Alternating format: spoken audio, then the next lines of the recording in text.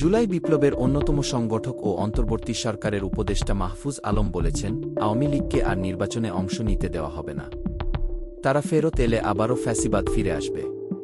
শনিবার ২৫ জানুয়ারি চাঁদপুরের হাজীগঞ্জে এক পথসভায় তিনি এ কথা বলে আওয়ামী লীগকে উস্কানি দেওয়া হয়। মাহফুজ আলম বলেন, বাংলাদেশে দিল্লিপন্থীরা আর সুযোগ পাবে না। বিএনপি জামায়াতসহ বাংলাদেশপন্থীরাই এদেশে রাজনীতি করবে।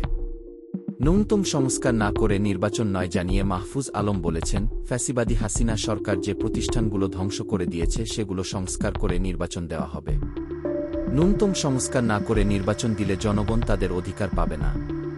তিনি বলেন, সুষ্ঠু নির্বাচনের মধ্য দিয়ে যারা ক্ষমতায় আসবেন তারা দেশের মানুষের অধিকার প্রতিষ্ঠা করবেন। কিন্তু আওয়ামী লীগের পুনর্বাসন কোনোভাবেই এই দেশে দেওয়া হবে না।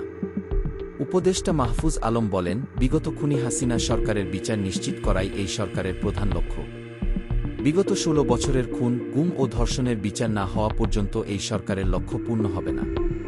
পথসভায় জুলাই বিপ্লবে চাঁদপুরে আহত ও শহীদদের স্মরণ করে মাহফুজ আলম বলেন, দিল্লির গোলামি নয়, আমরা ঢাকার গোলামি করতে চাই।